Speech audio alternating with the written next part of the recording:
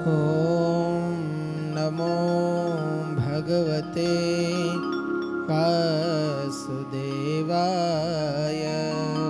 ॐ नमो भगवते वासुदेवाय। ॐ नमो भगवते वासुदेवाय। ॐ नमो भगवते वासुदेवाय। ॐ नमो भगवते वासुदेवाय। हरे कृष्ण।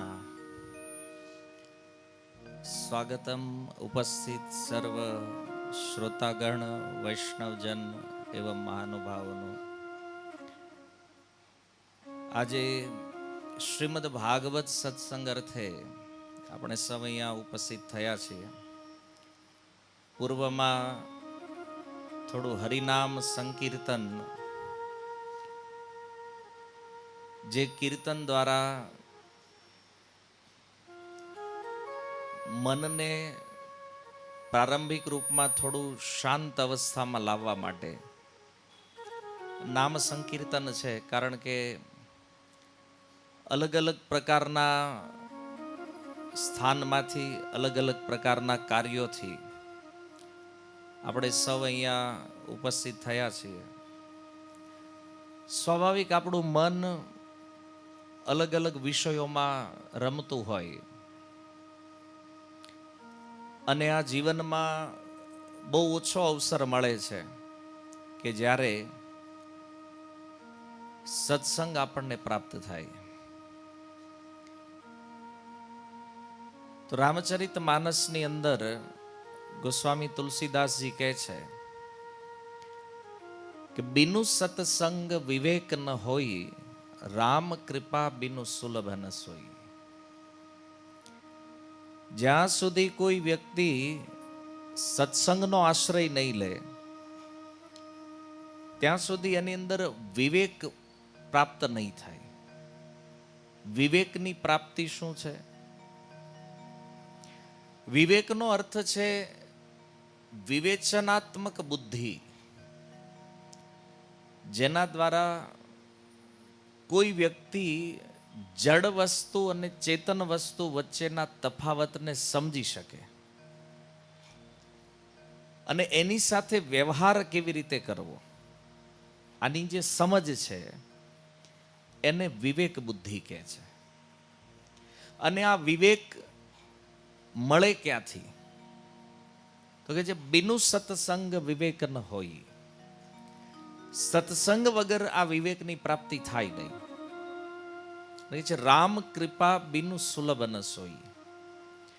અને સત્સંગ ત્યારે પ્રાપ્ત થાય જ્યારે ભગવાનની કૃપા હોય. ભગવદ કૃપા વગર સત્સંગ પ્રાપ્ત થવો બહુ અઘરો છે.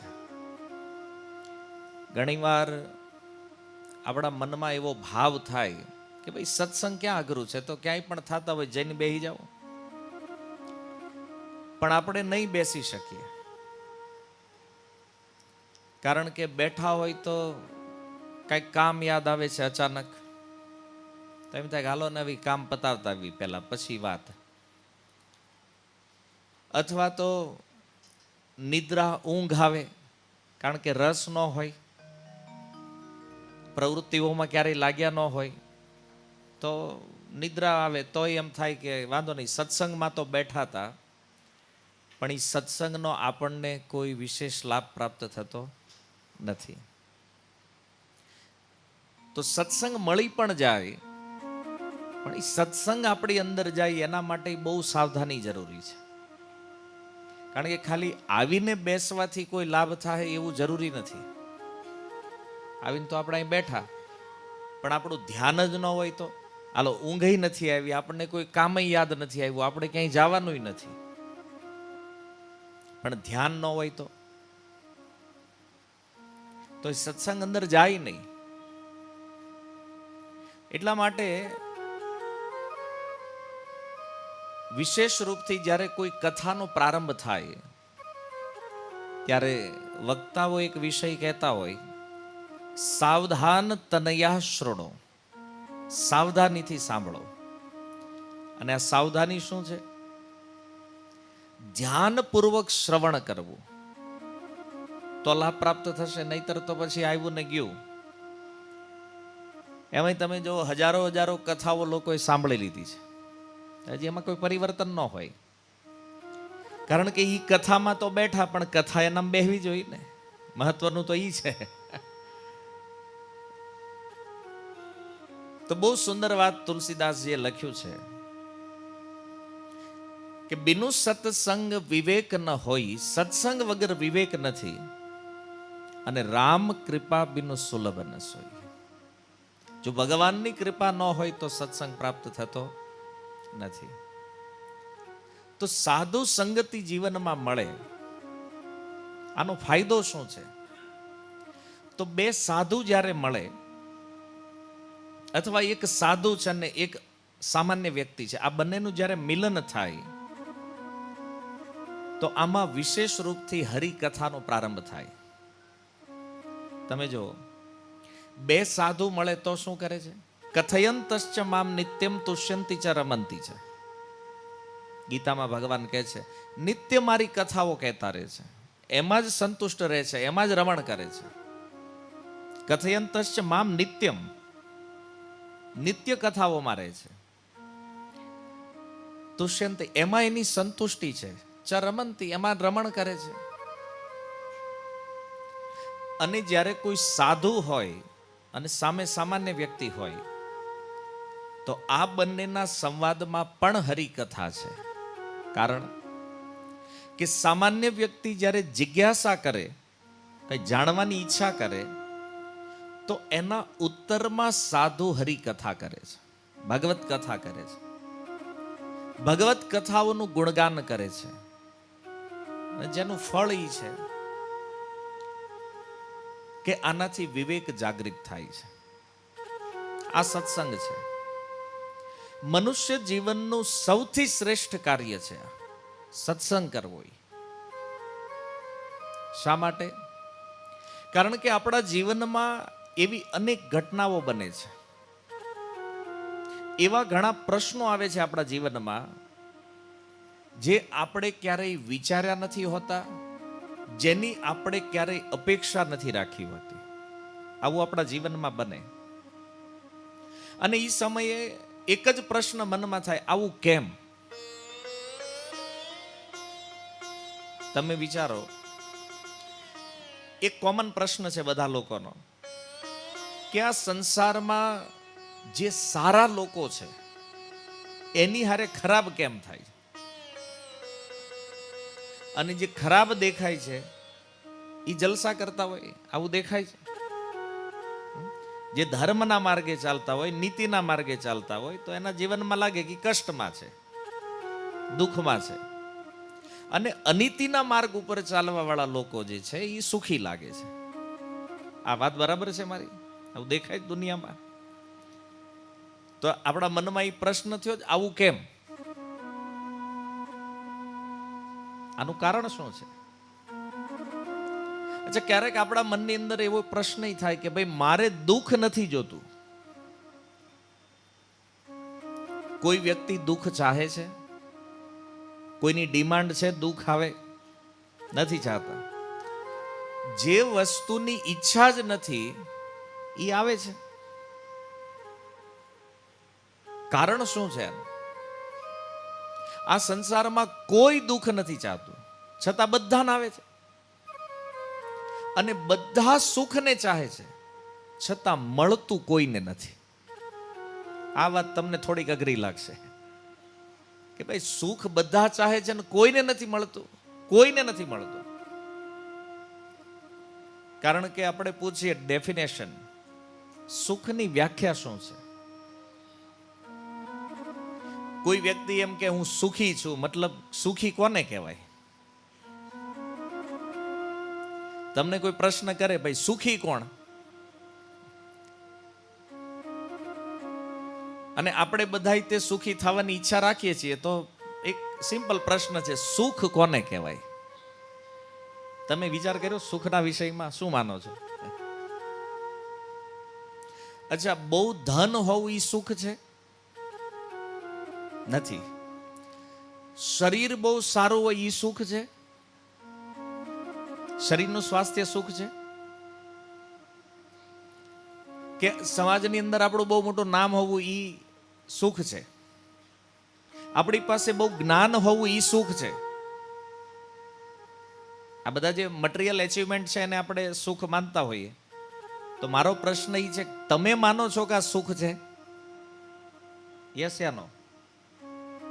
નથી. કારણ કે જોયું છે કે આ જેની પાસે છે એને દુઃખ છે.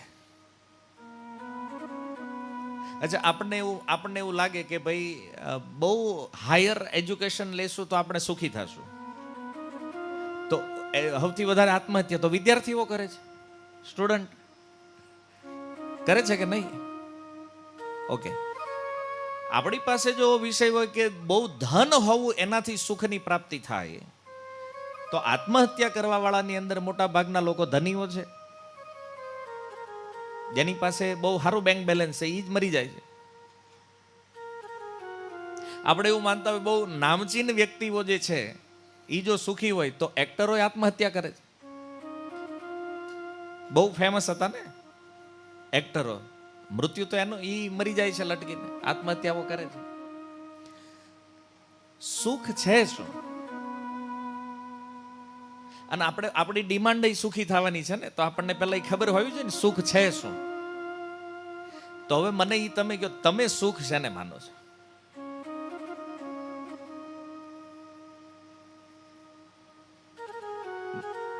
ભજન એ તો છે, એ અલ્ટિમેટ સુખ જ છે, ઇન્ટરનેશનલ ઉત્તર છે. ભજનમાં સુખ છે પણ કરતું કોઈ નથી. આમાં એવું છે ને ભાઈ કે જ્ઞાન તો દુનિયામાં બધાને છે, બરાબર? તમે અહીંયા રોડે કોઈને ઊભા રાખીને પૂછો, ભાઈ તને ખબર છે એક દી મરવાનું છે આપણે? કે હા ખબર છે. હે તો ભજન કરે છે? ભલે ના, ઈ શું છે એ ખબર નથી. હે ને? તો એક દિવસ આ સંસારથી જવાનું છે. જ્ઞાન બધા લોકોને છે, ચાહે આસ્તિક હોય, નાસ્તિક હોય, ભક્ત હોય, અભક્ત હોય. જ્ઞાની તો બધા છે દુનિયામાં, પણ જ્ઞાન એપ્લાય થતું નથી ને, આ મોટો પ્રશ્ન છે. કારણ કે આ જે બધા શબ્દો જે છે આપણે રોજ જે પ્રયોગ કરીએ છીએ, ભાઈ સુખ છે, દુઃખ છે, તો આની વ્યાખ્યા ખબર હોવી જોઈએ ને. ચાલો આપણે પૂછીએ દુઃખ શું છે? ઘણા કે અમે બહુ દુઃખી છીએ. તો હું દુઃખ શું છે આપણને ખબર નથી. અને કેમ ખબર નથી? કારણ કે ચપ્પલ પહેરીને 44 ડિગ્રી તાપમાનમાં નીકળો તો રોડ કેટલો ગરમ છે એ ખબર ન પડે.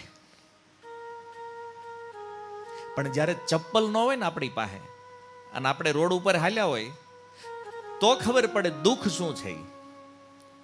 અને પછી જ્યારે કોઈ આવીને એમ કે કાલે ભાઈ ચપ્પલ પહેરી લે, તો જે અનુભૂતિ થાય એને આપણે સુખ માનીએ છીએ. આજ વિષય છે ને. આમ થોડું ઉદાહરણથી જો તમે સમજો તો, જ્યાં સુધી દુઃખનો અનુભવ નથી ત્યાં સુધી એની ખબર નથી પડતી. માની લો આપણો જન્મ બહુ સારા પરિવારમાં થયો, બધું વેલ સેટ હોય, આપણે જીવનમાં કોઈ સંઘર્ષ ન હોય, આપણને બધું બેઠું મળી ગયું છે, અને કોઈ પૂછે કે ભાઈ તમે બતાવો તમારા જીવનનું એચિવમેન્ટ શું છે, તો એ શું કહે? નહીં. હવે એ જન્મે છે ત્યારથી જ એની પાસે બધું સુખ અવેલેબલ છે. તો એ વ્યક્તિને પૂછો કે દુઃખ શું છે, એને ખબર પડે? કારણ કે એ સમય જોયો જ નથી એને દુઃખની. હવે એ સ્થિતિ જ્યારે બદલાઈ જાય, આજે જે છે ને એ ન રહે, તો એને એવું લાગે આ દુઃખ છે જીવનમાં. પણ વાસ્તવિકતા એ છે કે આપણે જેને માનીએ છીએ ને એ સુખય નથી ને દુઃખય નથી. સુખ અને દુઃખ છે પણ એ વિષય અલગ છે, એની વાસ્તવિકતાને આપણે જાણતા નથી. અને શું કામ નથી જાણતા ખબર? ચપ્પલ પહેર્યા છે આપણે એટલે ટેમ્પરેચર ગમે એટલું હોય, પણ એસીમાં બેઠા હોય ને થોડી ખબર પડે તડકો કેટલો જ બારી. એ તો ચપ્પલ કાઢીને હાલ્યો હોય એને ખબર પડે, ફરબોલા પડે પછી કેમ થાય. પણ જેને ચપ્પલ કાઢ્યા જ નથી ક્યારે એને કેમ ખબર પડે દુઃખ શું છે? તો આ સંસારની અંદર દુઃખ જ દુઃખ છે, પણ અનુભવ્યું નથી. એટલા માટે આપણને એવું લાગે છે કે નહીં, મારી સ્થિતિ બહુ સારી છે, હજી અનુભવમાં નથી આવ્યું. અચ્છા, એ પ્રશ્ન થાય, દુઃખ છે શું? રોટી કપડા મકાન ન હોવું એ દુઃખ છે? આપણી પાસે ઘરનું ઘર નથી તો દુનિયામાં હજારો લોકો ભાડામાં રહીને મજા કરે છે. જો આપણને એવું લાગે છે તો કે મકાન ન હોવું એ દુઃખ છે, ખાવાનું ન મળવું એ દુઃખ છે, તો સંસારમાં ઘણા લોકો છે જેને ભોજન નથી મળતું છતાં જીવે છે. વસ્ત્ર જ ન હોવા એ દુઃખ હોય તો દુનિયામાં જોવો કે એક જ જોડીની અંદર એક એક વર્ષે કાઢે છે આ રોડ ઉપર રહેવા વાળા લોકો છે. દુઃખ આ નથી. દુઃખ, શાસ્ત્ર દુઃખ કોને કહે છે? અચ્છા, પહેલી વાત તો એ છે કે આપણે આ સંસારમાં રહીએ છીએ તો આ સંસારના સ્વરૂપના વિષયમાં ભગવાન ગીતામાં કહે છે કે અર્જુન, આ સંસાર કેવો છે? બોલે દુઃખાલયમ અશાશ્વતમ. આ દુઃખાલય છે, અહીંયા દુઃખ જ દુઃખ છે. અને અહીંયા જો તમે સુખી થવા માટે પ્રયાસ કરતા હો તો આ ક્યારેય હાથમાં લાગવાનું નથી. શું કામ? કારણ કે છે જ નહીં અહીંયા. જેણે દુનિયા બનાવી છે ઈ ભગવાન, ઈ ઈશ્વર કુરુક્ષેત્રના યુદ્ધ મેદાનમાં અર્જુનને કહે છે, અર્જુન, આ જગત દુઃખાલય છે. કેમ? બોલે મેં બનાવ્યું છે. ભગવાને બનાવ્યું છે ને. જેણે બનાવ્યું છે કે આમાં નથી ભાઈ, તો આપણે કહેવું નહીં, અમે એક દી ગોતી લેશું. ટ્રાય કરો. એકવાર અકબરે બિરબલને કીધું કે તું છે ને મૂર્ખ્યાઓ ગોતતો આવી કે કેટલા? 4 મૂર્ખ, 6 કીધા હતા પણ બિરબલને 4 મળ્યા. પછી જ્યારે પાછો આવ્યો એટલે દરબારમાં એને રજૂ કર્યો અને એને કીધું એમાં એક મૂર્ખાની વાત સમજવા જેવી છે. બિરબલ કે હું એક વ્યક્તિ પાસે ગયો અને એક ઈ જમાનામાં ફાનસ હતા, તો આપણે જે સ્ટ્રીટ લાઇટ છે એમ ત્યાં ફાનસ રહેતા, તો ફાનસના અજવાળે કંઈક શોધતો હતો. બિરબલને થયું કે આની મદદ કરીએ થોડી આપણે. તે પાસે જઈને કીધું, ભાઈ શું થયું? બોલે સોનાની વીંટી ખોવાઈ ગઈ છે. ઈ જમાનામાં ખોવાઈ ગઈ એનો વાંધો નહીં, અત્યારે ન પોહાય, ખોવાઈ જાય આ ભાવમાં ન પોહાય ને ભાઈ, ખોવાઈ જાય. તો એને શું કે મદદ કરું શોધવામાં. 10-15 મિનિટ. હવે ઈ ફાનસનું અજવાળું કેટલું હોય એક રાઉન્ડમાં, એટલામાં શોધ્યું ને મળી નહીં. એટલે બિરબલે પૂછ્યું તો આમ ખરેખર પડી હતી ક્યાં? પણ ઇંગ્લિશમાં કે એક્ઝેક્ટલી ક્યાં પડી હતી એમ. તો એ કે એક્ઝેક્ટલી તો ઓલા ખૂણામાં પડી હતી, પણ અહીં ગોતું છું હું. તો પડી હતી ન્યા, તું અહીંયા કેમ શોધે છે? બોલે ન્યા અંધારું છે, અહીંયા અંજવાળું છે. એટલે આપણી સ્થિતિ આ છે. આ તો હું જ્યારે ભણતો હતો ત્યારે પાઠ આવતો અમારે ગુજરાતીમાં, એટલે ઉદાહરણ મને યાદ છે. પણ રિયાલિટી છે અત્યારે જ્યારે શાસ્ત્રથી આને જોઈને તો લાગે કે જેણે દુનિયા બનાવી ભગવાન કહે છે અહીંયા સુખ નથી, અને આપણે ઓલાની જેમ નહીં, અહીંયા મળશે ગોતો. કેમ? અંજવાળું આય છે. આ સંસારમાં સુખ શોધવાનો પ્રયાસ કરીએ છીએ. શાસ્ત્રોની અંદર કીધું છે કે માની લ્યો રેતીને કોઈ પીલે, રેતીને ઘંટીમાં નાખી દે અને એનું પિલાણ કરે તો એમાંથી તેલ નીકળે. રેતીનું તેલ જોયું તમે ક્યારે? રેતીમાં તેલ નીકળે? ન નીકળે ક્યારે. છતાં એક સંભાવના વિચારો, માની લો રેતીમાંથી તેલનું નીકળવું સંભવ છે, પણ આ સંસારમાંથી સુખ નીકળે આ સંભવ નથી ક્યારે. તમે કહો પણ ના, અમને લાગે તો છે કે અમે સુખી છીએ, કે અમારે ક્યાં કાંઈ વાંધો છે. એ વાંધો એટલે નથી દેખાતો કે ચપ્પલ પહેર્યા છે આપણે. તડકામાં તો આપણે નીકળીએ છીએ, પણ ચપ્પલ છે એટલે અનુભવ થતો નથી. વરસાદમાં રેનકોટ પહેરીને નીકળીએ તો પછી પાણીનો અનુભવ થોડી થાય, ભીના થવાના જ નથી. એમાં એવી અવસ્થામાં છીએ, માયાએ કંઈક ભોગ આપ્યા છે અને એના કારણે એવું લાગે છે કે સુખ છે, પણ રિયાલિટી છે કે સુખ નથી. આપણે આ માનવા તૈયાર નથી. બિરબલે ઓલાને સમજાવ્યું, ભાઈ ન્યા ખોવાની આય હું કામ ગોતે છે, અંજવાળો આય છે ભાઈ. બિરબલ કે નહીં મળે અહીંયા, ઓલા ગોતવાની અહીંયા જ છે.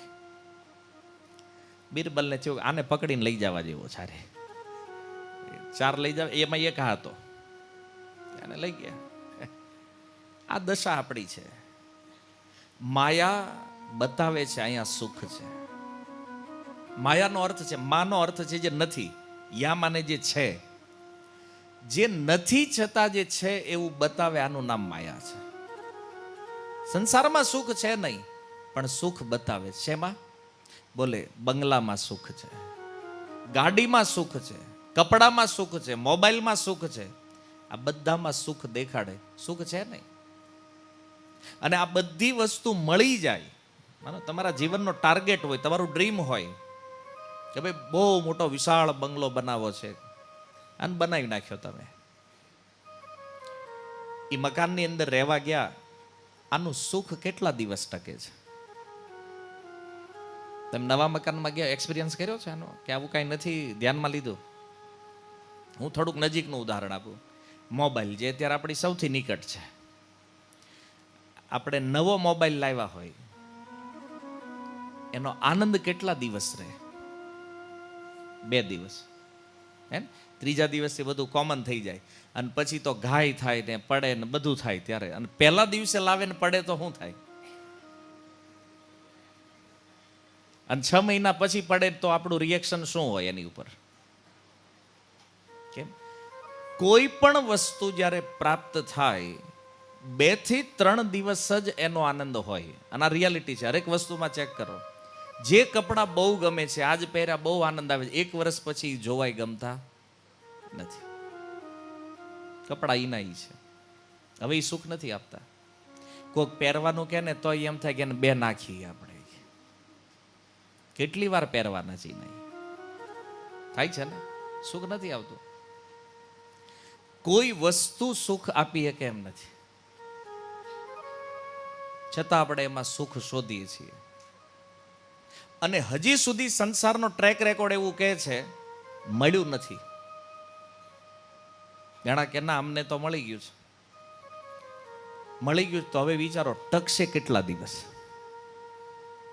લાગે છે ને કોઈ વસ્તુ સુખી કરે છે, કોઈ વ્યક્તિ સુખી કરે છે. આ વસ્તુ કે વ્યક્તિની વેલિડિટી કેટલી છે? યા તો શરીર પૂરું થાય તો એની હારે બધું 0 થઈ જાય, શૂન્ય થઈ જાય. અને ક્યાં તો એવું થાય કે શરીર હોવા છતાં આમાંથી કોઈ વસ્તુ આપણી પાસે નહીં રહે. છૂટવાનું તો છે. જે વસ્તુઓ પ્રાપ્ત કરી છે એને છોડવાની તો છે જ.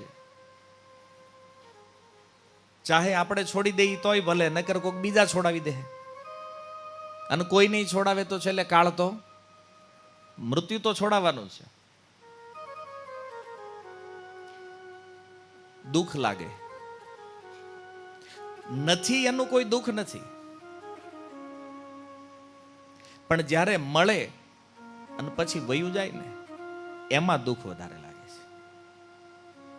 કોઈને દીકરો હોય નહીં ત્યારે કાંઈ વાંધો ન હોય, પણ દીકરો આવે તો સુખ મળે, આનંદ મળે, અને એ જ્યારે જાય તો અપાર દુઃખ લાગે છે. તો વિચાર તો કરો, પહેલા તો એ નહોતો, અમુક સમય પહેલા તો એ નહોતો, ત્યારે સુખ દુઃખ નહોતું, પણ આવ્યા પછી વયું જાય ને આમાં દુઃખ લાગે છે. અને સંસારનું આ સ્વરૂપ છે. જોઈ લો કેટલા કેટલા લોકોએ પ્રયાસ કર્યો છે. આપણે આપણી નજર સામે જોયા છે. કેટલાય પરિવારો છે જે સ્થિતિ પહેલા હતી આજ નથી, અને એવા કેટલાય પરિવારો છે જેની સ્થિતિ હાવ નીચે હતી એ આજ ક્યાંય ઉપર છે. તો સંસારમાં ખાલી આ ઉપર નીચે કરવા જ આવ્યા છે આપણે? ક્યારેક ઉપરની સ્થિતિમાં છે, ક્યારેક નીચે, ક્યારેક ઉપર, ક્યારેક નીચે. તો ધન કમાવું એ કોઈ ખોટો વિષય નથી. તમે વિદ્યા પ્રાપ્ત કરો એ ખોટું નથી. સમાજની અંદર તમારું નામ છે એ ખોટું નથી. પણ આ બધાની વેલ્યુ ત્યારે છે જ્યારે જીવનમાં સત્સંગ હોય, ભજન હોય. જીવનમાં ભજન નથી તો ગમે એટલા પૈસા હોય, કાંઈ કામના નથી તમારે. કારણ કે ભજન હોય તો ખબર પડે આનો ઉપયોગ ક્યાં કરવાનો છે. જો ધનના બે જ માર્ગ છે. જો આપણી અંદર વિચાર સારો હોય તો એ સારા રસ્તે જાય, અને આપણો વિચાર નબળો હોય તો એ ખોટા રસ્તે જાય. આજકાલ ઘણા લોકો, કારણ કે અમે તો અત્યારે પ્રચાર અભિયાનમાં છીએ, ક્યારેક લોકો પાસે જઈએ કે ભાઈ થોડું ડોનેશન કરો, તમે દાન આપો. અમે મંદિરમાં નથી દેતા. આવા ઉત્તરો ઘણી જગ્યાએ સાંભળો, અમે મંદિરમાં નથી દેતા. તો તમને એવું લાગે છે તમે મંદિરમાં નહીં દઈને બહુ મોટું સારું કામ કરી રહ્યા છો? કેમ? કારણ એ છે કે એવા જ પરિવારમાંથી જ્યારે કોઈ બગડે ત્યારે એનો આશ્રય છેલ્લો મંદિર જ હોય પાછો. ઇન શોર્ટમાં તમને કહું કે પરિવારમાં એક છોકરો જો ડ્રગ્સના રવાડે ચડી ગયો હોય, એને પછી પરિવાર ન સુધારી શકે. તમે શું કરી શકો? એને વધારે મારો, એને બીજું શું કરી શકો? તમે કોઈ દીકરો બગડ્યો હોય એને તમે બદલો કેવી રીતે? અને પરિવારનો કોઈ કંટ્રોલ આવા બાળકો ઉપર હોય ખરો? અચ્છા, તમને એમ હાલો સરકાર કંઈક કરશે, કારણ કે આપણે રાજકારણમાં બહુ માનીએ પાછા. ખબર ભલ કાંઈ ન પડે પણ તોય આપણે માનીએ બહુ.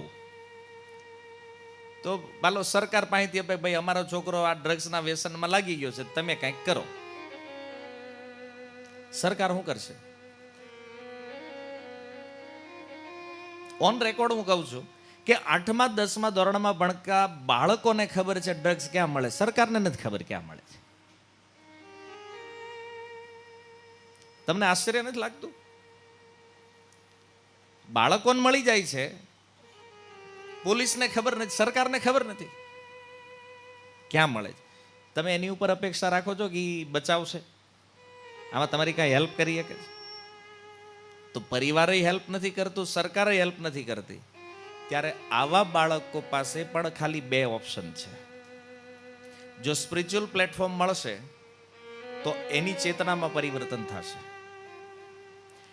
અને જો એને આ વિષય નહીં મળે તો એ સુસાઇડ કરશે. આ બે ઓપ્શન છે. યા તો આત્મહત્યા કરે અને યા તો પોતાને બદલી નાખે.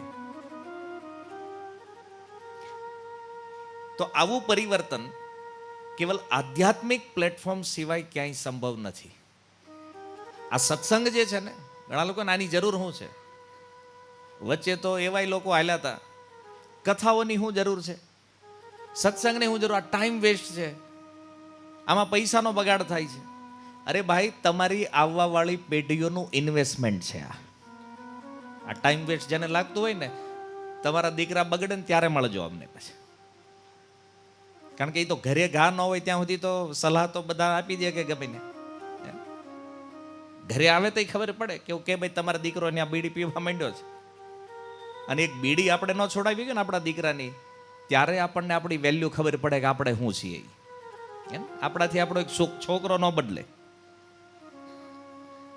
અને નો ડાઉટ આમાં અનુભવ એવા થયા હોય ખરાબ. તો કંઈક મંદિરોમાં ગયા હોય, ત્યાં કંઈક ખરાબ અનુભવો થયા હોય. હું કહું છું ક્લિયર કે અધ્યાત્મની દુનિયામાં 80% પાખંડ છે આમાં. પણ એનો અર્થ એ નથી ને કે સત્ય ક્યાંય નથી. 80% જો દુનિયામાં પાખંડ છે તો 20% સત્ય પણ છે. તો આપણે 20%માં જવાની ટ્રાય કરવાની. અને આ નહીં કરીએ ને તો ઓલું 80નું 90 થતા વાર નહીં લાગે. અને આ 80 એમનામ નથી પહોંચ્યું. આ 80 પહોંચવામાં તે આપણી કંઈક ભૂમિકા છે આમાં તે. કારણ કે ધર્મ નહીં તે આપણે આપણા સ્વાર્થ માટે પ્રયોગ કરીએ છીએ. હે ને? આ મંદિરે ગયા તો અમે અહીં ગયા એટલે પૈસાવાળા થઈ ગયા, તો હવા જ ભગવાન. એને ખબર જ નથી ક્યાં માથા નમાવે છે. ગીતા શું કહે છે, ભાગવત શું કહે છે, વેદ શું કહે છે, એની કોઈ મતલબ નહીં. અમે અહીં ગયા તો અહીં પૈસાવાળા થઈ ગયા. તો ધર્મનું ફળ ઈ છે પૈસાવાળા થવું? ઈ નથી. ધર્મ એના માટે નથી. અને તમને આવું કોઈ કહેતું હોય ને કથામાં કે તમે અમારા મંદિરે આવશો ને તો પૈસાવાળા થાઓ, તો એ તમને બેવકૂફ બનાવે છે. યાદ રાખજો. આ ભજન કાંઈ પૈસાવાળા થવા હાટું, હા હોય એમાં ઓછું થાય, વધવાની ગેરંટી નથી ભાઈ કાંઈ. બરાબર? એટલે ઈ વેમમાં જો ભક્તિ કરતા હોય તો પછી સાવધાન થઈ જાજો. હા, ધનને અને ધર્મને કાંઈ લેવા દેવા જ નથી. ધર્મ વિષય અલગ છે, ધન અર્થ વિષય અલગ છે. પણ લોકોએ એવું બેહાર્યું છે કે ધર્મ, અર્થ, કામ અને મોક્ષ. જો તમે ધર્મનું પાલન કરશો તો તમને અર્થ મળશે, અર્થ મળે તો તમારી કામનાઓ પૂરી કરો, ને કામનાઓ પૂરી થાય તો મોક્ષ મળી જાય. એકદમ ફાલતુ સિદ્ધાંત છે. ધર્મનો અર્થ છે ભગવાનને જાણવું. ધર્મમ તુ સાક્ષાત ભગવત પ્રણીતમ. ધર્મ ભગવાનને જાણવા માટે છે. અર્થનો ઉપયોગ છે લોક કલ્યાણ માટે. આપણું જીવન જીવીએ કે આપણો વ્યવહાર થઈ જાય, અને આનાથી વધારે ધન જો આપણા પ્રારબ્ધથી આપણને મળ્યું છે તો આનો ઉપયોગ લોક કલ્યાણના કાર્યોમાં કરવો જોઈએ. કામનાઓનો અર્થ એ નથી કામનાઓ પૂરી કરવી. કામનાઓની પૂર્તિ તો અગ્નિમાં ઘી નાખવા જેવું છે. અગ્નિમાં ઘી નાખીએ તો ત્યારે તો એવું લાગે કે અગ્નિ બુજાઈ ગઈ છે, પણ પછી ડબલ સ્પીડથી પાછી આગ પકડે. કામનાઓનો ત્યાગ કરો, અને કામનાઓના ત્યાગથી મુક્તિ મળે, મોક્ષની પ્રાપ્તિ થાય. આ અસલી વિભાજન છે ધર્મ, અર્થ, કામ અને મોક્ષ માટે. લોકોએ આમ જોડી દીધું છે કે ના ના, આપણે ધર્મમાં તો રહેવું જ પડે, કેમ? તો જ પૈસાવાળા થાય. અને લોકો આવી લાલચ, લોકો નસ પકડાઈ ગઈ છે, અમારને આવો પૈસાવાળા થઈ જાવ, કે ગેરંટી આપે છે. આ ધર્મ નથી, આ પાખંડ છે. પણ આપણે શાસ્ત્રોને સમજતા નથી. એટલા માટે આવું પાખંડ જે છે એને આપણે ધર્મ માનીએ છીએ. આ 80% આમ જ વધ્યું છે. કેમ? આપણે ધર્મમાં આપણો સ્વાર્થ ક્યાં પૂરો થાય છે એના આધાર ઉપર સ્વીકાર કરીએ છીએ કે આ સાચું છે, ખોટું છે. માની લો કોઈ મંદિર છે, તમે ત્યાં જાઓ અને તમને બધી જ સુવિધા મળતી હોય, ત્યાં તમે જાઓ એટલે તમને રૂમ મળી જાય, તમે જાઓ એટલે તમને જમવાનું મળી જાય, અને બહાર હજારો માણસ લાઈનમાં ઊભું હોય, તો તમને એમ થાય ને હારું આપણું તો અહીંયા હાલે છે બાકી તો કે આપણે અહીં દેવાય. કેમ? એ આપણને ફેસિલિટી મળે છે એટલે હજારો માણસો લાઈનમાં ઊભા છે એમ નથી. તો આપણી ચોઈસ આ છે ધર્મની, અને એટલા માટે રિઝલ્ટ સુધી આપણે નથી પહોંચતા. ધર્મના મૂળને જાણતા નથી. ધર્મનું મૂળ છે ભક્તિ. આ ભાગવત કહે છે, સવૈ પુંસા પરો ધર્મો યતો ભક્તિ રદોક્ષજે.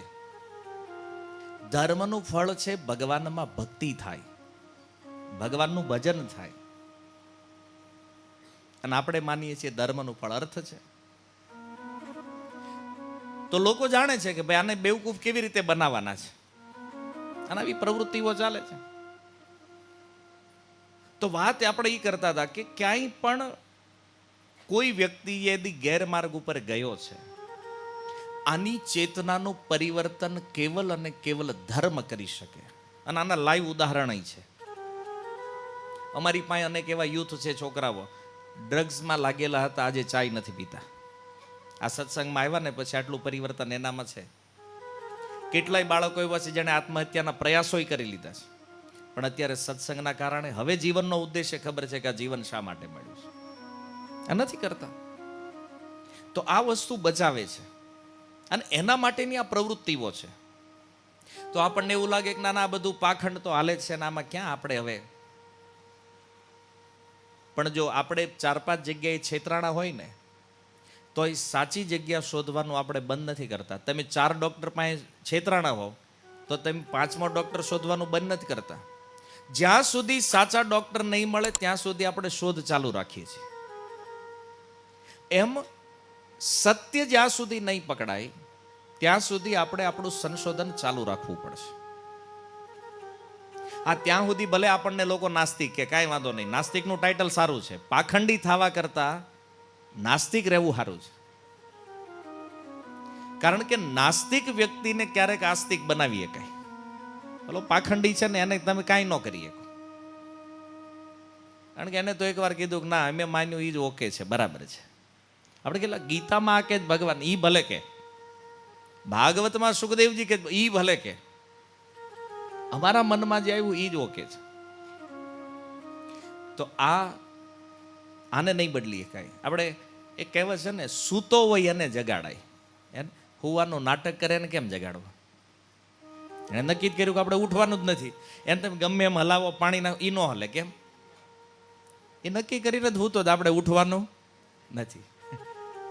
એમ જેની અંદર અજ્ઞાન હોય તો એને જ્ઞાન આપી શકાય, પણ જ્ઞાની હોવાનું નાટક કરતો હોય એને કેમ શીખવાડવું? અઘરું છે ને. એટલા માટે શાસ્ત્ર જે છે એ આપણું મૂળ છે. શું સાચું છે શું ખોટું છે આનો નિર્ણય તો કેવલ શાસ્ત્ર કરે છે. સનાતન ધર્મની અંદર કોઈ પણ વિષય શાસ્ત્રના આધાર ઉપર માન્ય થાય છે, અને શાસ્ત્ર વિપરીત વાત જે છે એ કોઈ વાતનો સ્વીકાર સનાતન ધર્મ નથી કરતો. તો આપણે એવું માનીએ કે આપણી જે આવવાવાળી પેઢી છે એને બચાવવા માટે બેસ્ટ પ્લેટફોર્મ જે છે એ આ સત્સંગ છે. આનાથી આ જીવનની અંદર જે આ બધા પ્રશ્નો ઉદ્ભવ્યા છે, સુખને લઈને, દુઃખને લઈને, કર્મને લઈને, આ બધા પ્રશ્નોનો ઉત્તર આમાં છે કે અસલી દુઃખ એ નથી કે આપણી પાસે કોઈ વસ્તુ નથી. અસલી દુઃખ જેને ગીતામાં ભગવાન કહે છે, જન્મ મૃત્યુ જરા વ્યાધિ દુઃખ દોષાનું દર્શન. અસલી દુઃખ છે આ સંસારમાં જન્મ લેવો.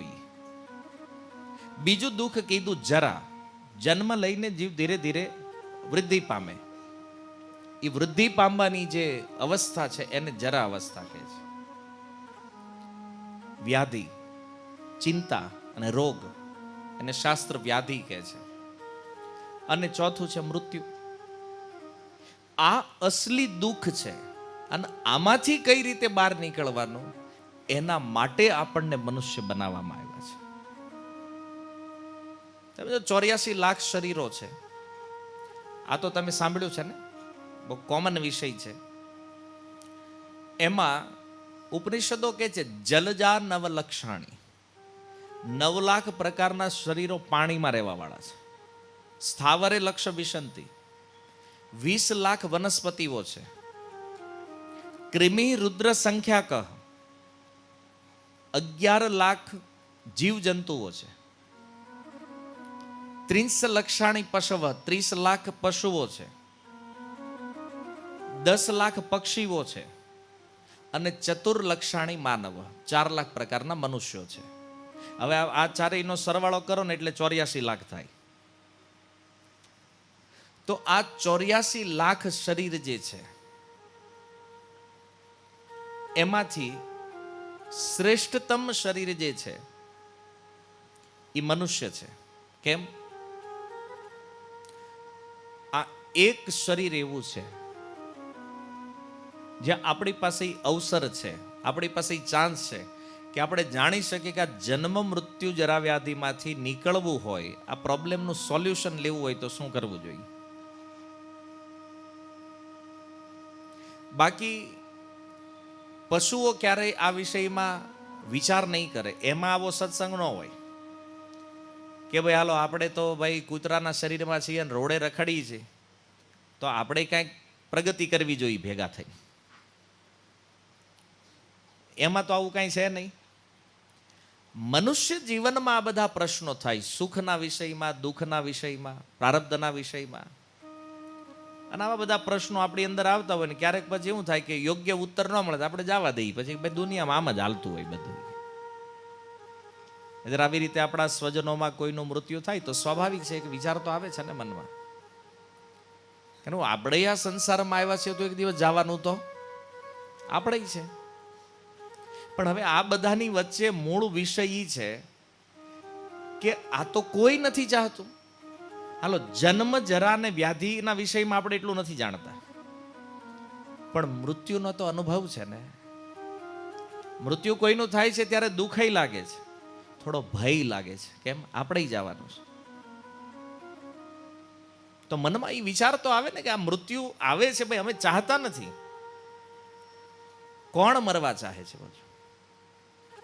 કોઈને પૂછો તમે ક્યાં, કયા સમયે, કયા સ્થળે, કેવી રીતે મરવાનું પસંદ કરશો, તો એનો એક જ ઉત્તર લોકો આપે છે કે અમારે ક્યારેય, ક્યાંય, કોઈ સમયે, કોઈ સ્થળે મરવું નથી. કોઈ ચાહે છે મરવા? કોઈની ડિમાન્ડ નથી મરવાની. તમને એવું કહું કે ખાટલામાં પડ્યા હોય અને ભગવાનને પ્રાર્થના કરતા હોય, પ્રભુ હવે અમને અમારું કામ પૂરું થઈ ગયું છે, અહીંયા ઉપાડી લે. ભગવાન કે એમ ન થાય ભાઈ, તમે કહો ત્યારે ન જાય. ભગવાન કે હું જ્યારે ચાહું ને ત્યારે તમારો વારો આવે, નીકળી જાય. નહીં, ભૂકંપના અવસ્થામાં 2000ની સાલમાં જેણે જેણે ભૂકંપ અનુભવ્યો છે એને પૂછો. જે હાલી નહોતા એકતા, ખાટલામાંથી ઊભા નહોતા થઈ એકતા, એ બધા 8-8, 10-10 માળના દાદર ઉતરીને હેઠે વહી આવ્યા હતા. ત્યારે તો આપણને એમ થાય આ કેવી રીતે સંભવ થયું છે.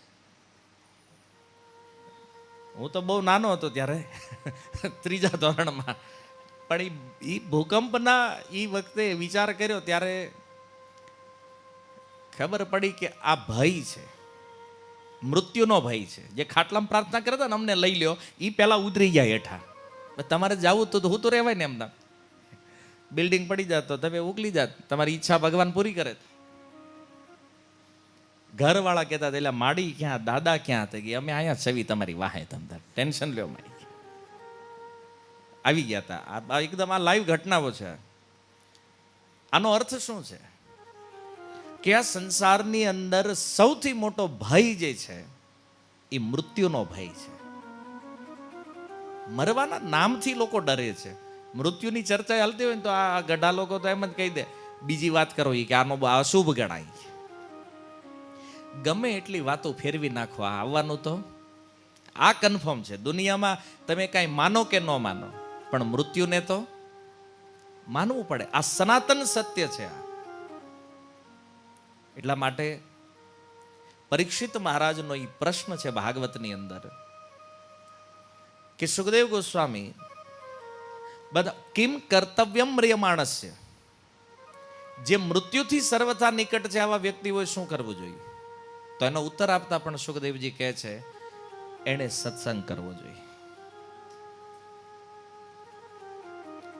ભગવાનના વિષયમાં સાંભળવું, ભગવાનના વિષયમાં ગાવું અને ભગવાનના વિષયમાં સ્મરણ કરવું. આ જ ઉપાય છે મૃત્યુથી અભય પ્રાપ્ત કરવા માટે. મૃત્યુથી કોઈ બચવાનું નથી, સમજી લો.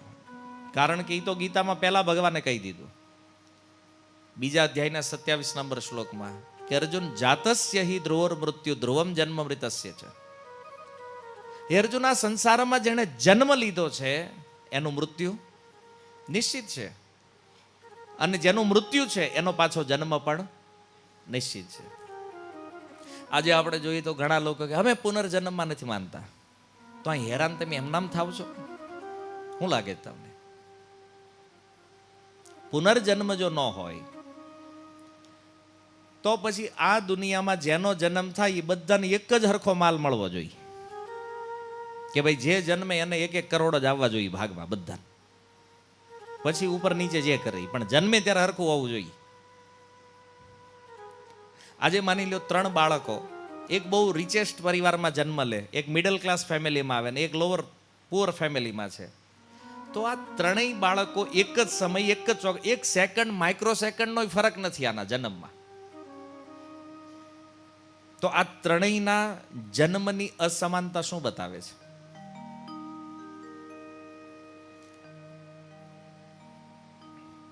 કોઈ પ્રશ્ન કરે કે આ 3 કેમ અલગ અલગ ઘરે આવ્યા છે, તો તમે આનો ઉત્તર શું આપો છો? કર્મ. હવે પ્રશ્ન, આ તો હજી હમણાં જન્મો, કર્મ ક્યારે કર્યું? પહેલા પુનર્જન્મને તે માનતા નથી, પણ હવે ઈ પ્રશ્ન ઊભો થાય ને આણે કર્મ કર્યું ક્યારે? પહેલા મતલબ એ સ્વીકાર કરવું પડશે કે અહીંયા આવ્યા પહેલા પણ આ વિદ્યમાન છે. મતલબ આ શરીરમાં આપણે આવ્યા આના પૂર્વમાં પણ આપણું અસ્તિત્વ છે. અને કોઈ એવું વિચારે કે ભાઈ નથી, માનતા જ નથી અમે, જેમ ઇસ્લામ, ક્રિશ્ચિયાનિટી, જૈનિઝમ, આ બધા લોકો પુનર્જન્મને નથી માનતા. આમાંથી બુદ્ધિસ્ટ, આ તો આત્માને જ નથી માનતા. પુનર્જન્મને માનવા વાળો એક જ ધર્મ આ સંસાર, એ સનાતન ધર્મ છે કે જીવ આવે છે ફરીથી. શરીરોના નાશ પછી પણ વ્યક્તિ નાશ થતો નથી. આ ગીતાનો સિદ્ધાંત છે, આત્માના અમરત્વનો સિદ્ધાંત છે. કેમ? કારણ કે ભગવાનની અંદર અમરત્વનો ગુણ છે, એટલે જીવમાં ઈ છે. ગીતામાં કીધું ને, મમૈવ અંશ જીવલોકે જીવભૂત સનાતન. એ અર્જુના, જીવ જે છે એ મારો સનાતન અંશ છે. તો ભગવાનમાં જે ગુણ છે એ જ ગુણ કોનામાં છે? જીવમાં છે. તો ભગવાનની અંદર સત તત્વ છે, મને શાશ્વત છે, તો જીવ પણ શાશ્વત છે. તો વિચાર ઈ કરવાનો છે કે આત્મા જે છે એને તો કોઈ પ્રકારના વિકારો નથી, શરીરોમાં છે, એ જન્મે છે એટલે એ મરે છે. તો આ શરીર જન્મ મૃત્યુને આધીન છે. અને અહીંયા જે કાંઈ પ્રારબ્ધ આપણે ભોગવી રહ્યા છીએ, આ પ્રારબ્ધ માટે પૂર્વનો સ્વીકાર કરવો પડે. જો પૂર્વનો સ્વીકાર કરો તો જ આ પ્રારબ્ધ કામનું છે. નહીતર પછી પાછો પ્રશ્ન છે, અસમાનતા કેમ છે દુનિયામાં? ન હોવી જોઈએ, બધાને હરખું જ હોવું જોઈએ ને. તો પુનર્જન્મ છે એટલા માટે મૃત્યુથી બચવું સંભવ નથી, મરવું તો પડે. હવે શરીરનો જન્મ થયો છે તો આનું મૃત્યુ તો થશે. પણ પ્રશ્ન અહીંયા ઈ છે કે ઈ મરવાનો જે ભય છે, જે ડર છે, આ મૃત્યુના ભયથી જે અભય પ્રાપ્ત કરાવી દે એવું કંઈક સાધન બતાવો. પરીક્ષિત મહારાજે સુખદેવજીને આ પૂછ્યું છે. અને એના ઉત્તરમાં સુખદેવજીનો ઉત્તર છે, સત્સંગ એકમાત્ર એવો વિષય છે જે મૃત્યુના ભયથી જીવને મુક્ત કરે છે, અભય પ્રાપ્ત કરાવે છે. એટલા માટે જે લોકો એવું માને છે કે ભજન શું કામ કરવું જોઈએ, આપણે ભક્તિ માર્ગમાં શું કામ ઉતરવાનું છે, આપણે જો આ બધા પ્રોબ્લેમનું સોલ્યુશન આપણે ચાહતા હોઈએ તો આમાં ઉતરવું પડે છે. આ જન્મ મૃત્યુ જરા વ્યાધિનું જે ચક્ર છે, આને જો બ્રેક કરવું હોય, ફરીથી આમાં ન આવવું હોય, એના માટે આ કરવું પડે છે. બાકી આપણી પાસે જે કાંઈ વસ્તુ છે એનાથી તો આપણે આને નહીં સુલઝાવી શકીએ.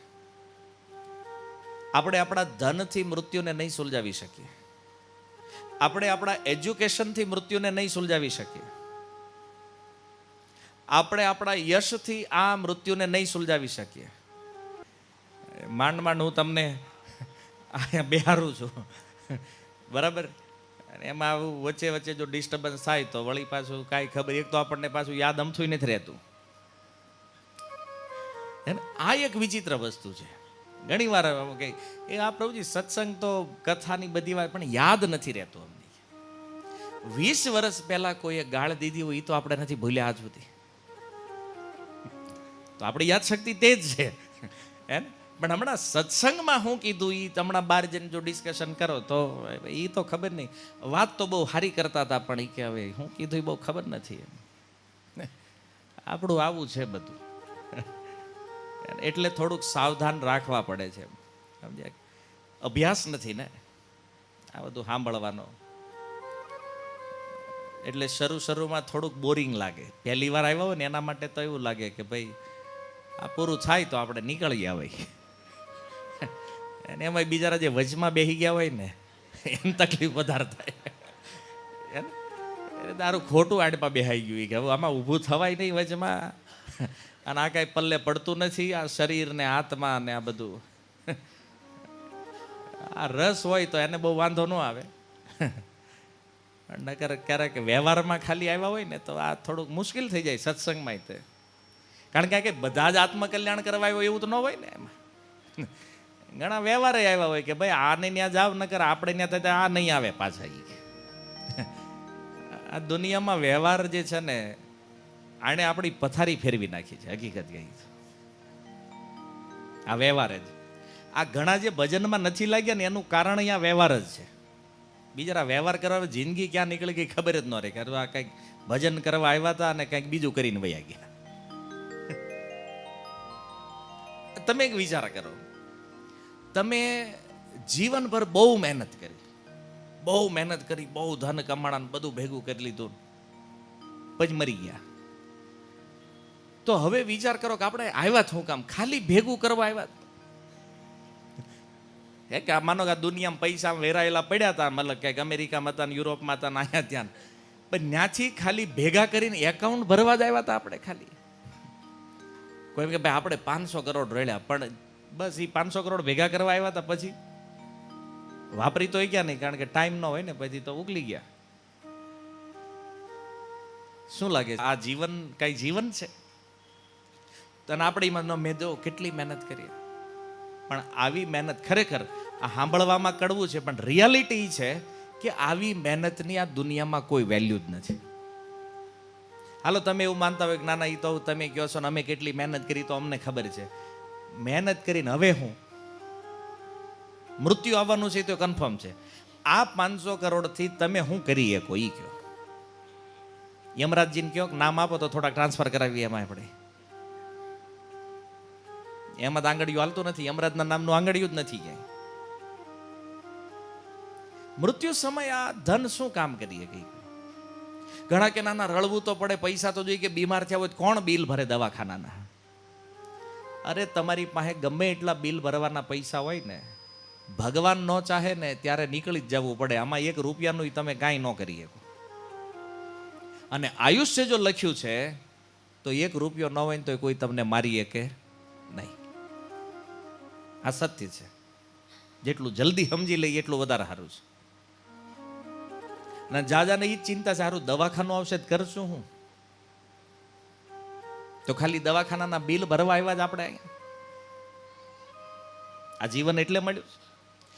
આ જીવવા માટે જરૂરી છે. તમે ધન રાખો, વ્યવહાર કરો એ બરાબર, પણ આ બધા કરતા જેટલું તમને ધંધો જરૂરી લાગે છે, જેટલો વ્યવહાર જરૂરી લાગે છે, એનાથી અનંત ગણું વધારે આત્મકલ્યાણ છે. શાસ્ત્ર કહે છે કે 100 કામ પડતા મૂકીને પહેલા નાઈ લેવું જોઈએ, 1000 કામ છોડીને ખાઈ લેવું જોઈએ, અને 1,00,000 કામ છોડીને જો આત્માનું કલ્યાણ થતું હોય ને તો પહેલા આ કરી લેવું જોઈએ. શું કામ? કે દુનિયામાં બીજા કોઈ કામની કોઈ વેલ્યુ છે જ નહીં. આટલી મોટી રિલાયન્સ ધીરુભાઈ બનાવ્યા, પૂછો ધીરુભાઈ ક્યાં છે? રિલાયન્સ અહીં છે. એમ જે કાંઈ આપણે પાથર્યું છે ને અહીં રહેવાનું છે, અને આપણે નીકળી જવું. અને હવેની પેઢીઓ તો ફોટા નહીં લગાડે આપણા. કોઈ પૂછવાનું નથી કોણ દાદા હતા ને કોણ. કેમ આ દિવાલે ફોટો માર્યો કે આ નહીં સારો લાગતો, કાઢો દાદા નાથી નાખે, સ્ટોર રૂમમાં નાખે. 1-2 વર્ષ આપણે સ્ટોર રૂમમાં રહેવું, પછી કહે કે દાદા અહીંયા નડે, હવે આપો આને ભંગારવાળા નહીં. આપણા ગયા પછી આ થાય આપણું. બરાબર છે? એટલે બહુ વહેમમાં ન રહેતા કે આગલી પેઢીઓ હાટું. કેમ તમને હું પૂછું, 5મી પેઢીનું નામ કદાચ નહીં ખબર હોય. હવે એ દાદા કેટલી મહેનત વિચારું, મારા છોકરા સુખી થઈ જાય ને એની હાટું આપણે કરવું. હવે એ દાદાને આપણે ઓળખતા નથી. એમ આપણને નહીં ઓળખે આપણી આગળવાળી પેઢી. એટલે આ બધી એવી માયાજાળ છે કે જેની હાટું થઈને આ અમૂલ્ય મનુષ્ય જીવન જે છે ને આપણે નષ્ટ કરીએ છીએ. નથી વિચાર કરતા કે આ સંસારમાં જન્મ મૃત્યુ જરા વ્યાધિના ઉપાયને શોધવા માટે આપણે મનુષ્ય બન્યા છીએ. આ મૂળ કામ છે. આ ખાવા પીવા ઊંઘવા નથી આવ્યા. આમાં આવું તો પશુઓને મળે છે. જો ભાગવતની અંદર ઋષભદેવ જે ભગવાનનો અવતાર છે, એના 100 પુત્રોને ઉપદેશ આપતા એક સુંદર વાત એણે કરી કે નાયમ દેહો દેહ ભાજામ નરી લોકે. કે છે પુત્રો, આ સંસારમાં મનુષ્ય જીવન મળ્યું છે ને, તો એ એટલા માટે નથી કે કષ્ટાન કામાન અર્હતે વિડબુજામી, કે આ શુકર અને કૂતરાઓને તે જે ભોગ ઉપલબ્ધ છે આવા ભોગ માટે આ જીવન નથી. આપણને એવું લાગતું હોય કે આપણે ડોમિનોઝમાં બેહીને પીઝા ખાઈએ છીએ તો બહુ આનંદ મળે છે. કોઈ એસી રેસ્ટોરન્ટમાં બેહીને આપણે પીઝા ખાતા હોય અને આપણને એવું લાગે કે ના ના, આ આવું સુખ ક્યાં હતું પહેલા. આપણા દાદા બિચારા પીઝા ખાધા વગરના વૈયા ગયા. તમને જેટલું સુખ પીઝામાં લાગે ને, દાદાને બાજરાના રોટલામાં એટલું જ સુખ લાગતું હતું. આનંદમાં કોઈ પદાર્થ બદલી ગયો છે, ત્યારે બાજરાના રોટલા હતા ને તમે મેંદાના રોટલા ખાવ છો. આનંદમાં કોઈ કમી. આપણે જ્યુસ પીતા એટલે ઓહો આવા જ્યુસ નહોતા પહેલા. એ લાડવા ઉપાડી લેતા ડોલ ડોલ ભાઈ, આનંદ હતો એમાં. અને એક ગટરની અંદર રહેવા વાળું જે શુકર છે, જે શુકર ડુકર, એ મનુષ્યનું મળ ખાય. આપણે આમ જોઈએ તો આપણને ઘૃણા થાય. ગટરની અંદર રહેતો હોય, મળ ખાતો હોય ડુકર, આપણે પીઝામાં જેટલો આનંદ લઈને એ મળમાં એને એટલો જ આનંદ આવે. આપણે સરસ મજાના બંગલાઓ બનાવ્યા હોય, 10-10, 12-12 ઇંચના ગાડલા હોય, અને એ ફર્સ્ટ ક્લાસ એસી ચાલુ કરીને હું તો એમ લાગે આની જેવું સુખ ક્યાંય નથી. એ બેડરૂમના ગાદલા ઉપર જે સુખ આપણને અનુભવ થાય છે ને ઊંઘવાનું, આ જ સુખ એક તબેલામાં ઊભા ઊભા ઘોડાને ઊંઘવામાં એટલો જ આનંદ આવે. કોઈ અંતર નથી આનંદમાં. ભગવાને હરેક યોનિમાં સુખ આપ્યું છે. આપણે એ બ્રહ્મમાં ફરીએ છીએ, આપણે વિશેષ આનંદ લઈએ છીએ. પદાર્થોની ભિન્નતા છે ખાલી. અહીંયા ક્યાંક બાજરાના રોટલા છે તો ઓલા પણ મળ છે, બાકી આનંદની માત્રા એક સમાન છે.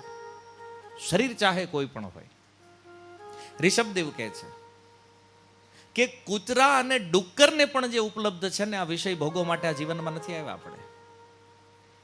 શાસ્ત્રોમાં એક સુંદર વાત છે કે આહાર નિદ્રા ભય મૈથુનમ ચ સામાન્ય એતત પશુભીર નરાણામ.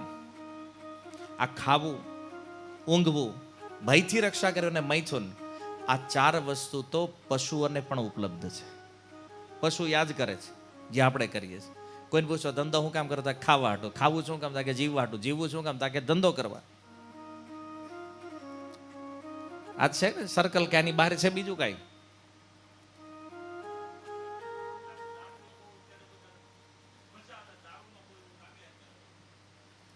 પણ હા, હવે વિચાર એ કરવાનો છે, દારૂમાં પ્રજા ગઈ શું કામ?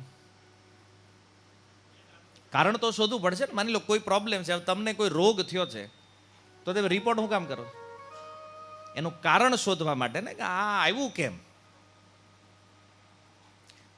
જો તમે એવું માનતા હોય કે આ પેઢી બગડી છે, તો એના માટે જવાબદાર તમે છો. શું કામ? કે જે ધર્મ તમને પરંપરાથી પ્રાપ્ત થયો, આને તમે તમારી આગલી પેઢીમાં આપી ક્યાં નથી. આપણે એક જ સલાહ આપી, ભાગો. કેમ? નકર વાહે રહી જાઓ. લ્યો આગળ જઈને હું કાંદા કાઢી લીધા જાણે. આ વૈયા ક્યાં ને, આવું કંટ્રોલ નથી. બરાબર છે? બધાને દુઃખ છે ને, કોઈ એક પરિવારની વાત નથી. આ ઘરે ઘરે ધન વધ્યું એટલે બધા અવળી લાઈને ચડ્યા. શું કામ? આપણે કમાતા શીખવાડ્યું, આને વપરાય ક્યાંય હજી શીખવાડ્યું નથી. કદાચ આપણને ખબર નથી. એટલે બરાબર છે. હું માનું છું કે કોઈ બાળક આ જગતમાં બગડે ને, તો એના માટે એના માતા પિતા જવાબદાર છે. ક્રિમિનલ માનું છું હું એને. નથી આપીએ કે આપણે. અને ધર્મનો જ્યાં જ્યાં વિરોધ થયો છે, આ એનું જ પરિણામ છે. ધર્મની કોઈ વાત આવે, બધું અંધશ્રદ્ધા છે, અમે નથી માનતા. અરે ભાઈ, 5-25 કરોડ રળતા આવડી ગયા તો તમે શાસ્ત્ર ઉપર થઈ ગયા છો? આ સમાજમાં આજે એવા મૂર્ખ લીડરો બેઠા છે. ઘણી વાર કેવું કે સમાજને કેટલા ઊંધા રસ્તે દોડી રહ્યા છે. એક સુરતની સભાની જ વાત છે. સમાજનો જ એક વ્યક્તિ માઇકની અંદર કહેતો હતો, હું મારા બાપાનું શ્રાદ્ધ નથી કરવાનો, એટલે તમારે કોઈએ ન કરવું જોઈએ. તને તારા બાપામાં પ્રેમ નહીં હોય ભાઈ, અમને છે, તું નહીં કરતો. તારા બાપા ભૂત બનીને ભટકે છે, તને હાલશે, અમને નથી હાલતું ભાઈ. અમને અમારા પિતૃઓમાં શ્રદ્ધા છે, તમે કરશું. અને 500 કરોડ રળી લેવાથી કોઈ એમ કે આ ધર્મ અંધશ્રદ્ધા છે, અંધશ્રદ્ધા થઈ જાય? નથી. પણ પૈસાનું અભિમાન કેટલું છે એ તો જુઓ. કે બસ સમાજના સ્ટેજ ઉપર માઇક મન ફાવે એ બોલવાનું. અને આ સમાજ એ ત્યાં આંધળા ઘુવડ જેવો કે આવા મૂર્ખ નેતાઓને સાંભળે છે પાછા બેહી. એ સભામાં કોઈ એક માણસ એવો બુદ્ધિશાળી નહોતો કે કહીએ કે એને કે ભાઈ તને તારા બાપમાં પ્રેમ નહીં હોય, અમને છે. આટલું કહેવાનું સાહસ એ સભામાં કોઈનું હતું નહીં. અને આવા લીડરોની હિંમત આપણે વધારીએ, કારણ કે આંધળા નેતા હોય ને સમાજ એ આંધળી દિશામાં જ જવાનો છે. અરે ભાઈ, નરસિંહ મહેતાથી મોટા ભગત કોણ છે ગુજરાતમાં? કયો. એણે એના પિતાનું શ્રાદ્ધ કર્યું, પ્રસિદ્ધ છે ને. ઓકે, ભગવાન રામ, રામાયણની અંદર જુઓ, એણે મહારાજ દશરથનું શ્રાદ્ધ કર્યું છે. ઓકે, ભગવાન નરસિંહ દેવે હિરણ્યકશિપુનું શ્રાદ્ધ કરાવ્યું પ્રહલાદ આગળ. ભાગવત સપ્તમ સ્કંદ પ્રમાણે છે. ભાગવતના પ્રારંભમાં મહાભારતનું યુદ્ધ પૂરું થયા પછી જેનું જેનું મૃત્યુ મહાભારતમાં થયું છે આનું તર્પણ ભગવાને કરાવ્યું સ્વયં, પાંડવોને હારે લઈને. તો વ્યાસદેવ, ધૌમ્ય મુનિ, આ જે મહાપુરુષો છે, મહેતા નરસિંહ જેવા ભક્તો છે, એ આ કરે છે. અને હવે આજે તમને ખબર પડી કે અંધશ્રદ્ધા છે. પણ આ જે ધર્મ તૂટ્યો છે ને એક પેઢીમાં, આ એના કારણે બધું છે. આ અભિમાન બોલે છે. અને મર્યા પછી તો આમાંય બધું અભિમાન ઓગળી જવાનું છે. કારણ કે નરકમાં દંડા પડશે તો ખબર પડી જ જાય. તો નરકનું થાય, અમે નરક નહીં નથી માનતા. કારણ કે બધામાં જ બુદ્ધિ પોતાની દોડાવવાની. ભાઈ નરક તો કે એમ નથી માનતા, તો એમ તો અમે તને નથી માનતા ભાઈ, તો તારું શું કરવું? હે ને? આ તું એમ કહેજો કે હું સમાજનો લીડર છું, અમે નથી માનતા ભાઈ તને. વાત સમજાય છે? શાસ્ત્ર આપણા માટે પરમ પ્રમાણ છે. અને આ શાસ્ત્રની વિધિઓ પણ સાયન્ટિફિક છે. નો ડાઉટ કે આપણે ન સમજીએ કે આપણી બુદ્ધિમાં એ ન પકડાણું હોય. તો ધર્મની જે વાત આપણી બુદ્ધિ નથી સ્વીકારી શકતી, એને આપણે અંધશ્રદ્ધાનું ટાઇટલ મારી દેવાથી કામ થોડી બનવાનું છે ભાઈ. જે પરંપરા નથી સમજી કે તેને સમજવા માટે કોઈ જાણકાર વ્યક્તિને મળો, એને જેને પૂછો ભાઈ આ શ્રાદ્ધ શું કામ કરવાનું છે, આ તર્પણ કરવા પાછળનું કારણ શું છે. આજે આપણે કહીએ ભાઈ 12માની વિધિ છે, બરાબર? કોઈ પણ વ્યક્તિનું મૃત્યુ થાય તો એનું 12મું જ કરવું પડે, કારણ કે બીજી કોઈ શાસ્ત્રમાં વિધિ જ નથી. 5મું કરી નાખે, 7મું કરી નાખે, 9મું કરી નાખે. મને એકવાર પ્રમાણ તો બતાવો ક્યાં લખ્યું છે આ કરવાનું છે. તો એ 12મું શું કામ કરે છે? તો એની પાછળ ગરુડ પુરાણ વાંચો ભાઈ, એમાં લખ્યું છે કે કોઈ પણ વ્યક્તિના મૃત્યુ પછી એને તત્કાલ એક શરીર પ્રાપ્ત થાય. અને ભાગવતમાં કપિલ ભગવાન કહે છે 3જા સ્કંદમાં કે મૃત્યુ પછી 10 દિવસ સુધી શરીર બનતા લાગે. જેમ આ શરીર બનવા માટે ગર્ભમાં 9 મહિનાનો ટાઈમ લાગે છે, તો મૃત્યુ પછી અંગૂઠા જેવડું જે શરીર છે, જેને યાતના શરીર કહે છે, એને બનતા 10 દિવસનો ટાઈમ લાગે. અને 1 દિવસ દશા, અને 1 દિવસ એનું તર્પણ. અને એ 12મા દિવસે જ્યારે પિંડ આપણે કાપીએ છીએ ને, તો પિંડનો અર્થ છે શરીર. તો શરીર સાથે પરિવારનો જે સંબંધ છે એ પિંડ છેદન દ્વારા પૂર્ણ થાય. અને એ જીવાત્માને આપણે રજા આપીએ આગળ ગતિ કરવા માટે. તો 12મા દિવસે એની યાત્રા પ્રારંભ થાય. એના માટે આ 12માની વિધિ છે. તો જે લોકોને ખબર ના આટલો બધા ટાઈમ હું કામ વેસ્ટ કરવો છે, 5મું કરી નાખો. ભાઈ, જેણે તમને શરીર આપ્યું છે, જેણે જીવન આપ્યું છે, જેણે આ જગત બતાવ્યું છે, એના માટે 12 દીનો ટાઈમ નથી. તો તમે તમારા પિતૃઓનું જો સારું ન ઈચ્છતા હોય તો તમને શું લાગે તમે સમાજનું સારું કરી શકશો? બીજાનું તમે તમારા પિતાનું, તમારા ભાઈઓનું જો સારું નથી ઈચ્છતા, તમે બીજાનું શું સારું કરવાના છો? આ બધાની પાછળ એક સાયન્ટિફિક રીઝન છે. નથી સમજતા તો મળો એવા વ્યક્તિઓને જે આ જાણે છે. અને જેને ધર્મ અંધશ્રદ્ધા લાગતો હોય, બતાવો શાસ્ત્રની અંદર એક વાત એવી કે જે અંધશ્રદ્ધા હોય, સાબિત તો કરો. ખાલી કહી દેવું હું નથી માનતો, તો મારો પ્રશ્ન તું છો કોણ પહેલા એ કે. તું જો શાસ્ત્ર જ માનતો, અમારે તને હું કામ માનવાનો ભાઈ? બરાબર? બેંક બેલેન્સ મોટું થવાથી કોઈ બુદ્ધિશાળી થઈ જતું નથી, બરાબર? હા, આપણને એવું લાગે ભાઈ બહુ પૈસા એટલી બુદ્ધિશાળી હોય, એવું નથી ભાઈ. અને સમાજ આવું માનતો હોય તો એ ગેરમાર્ગે છે. સહી વસ્તુને સમજવા માટે સત્સંગ જરૂરી છે. જ્યાં બેસીને આ ચર્ચાઓ થશે શાસ્ત્રો ઉપર, તો આ બધી વાતો સમજમાં આવશે.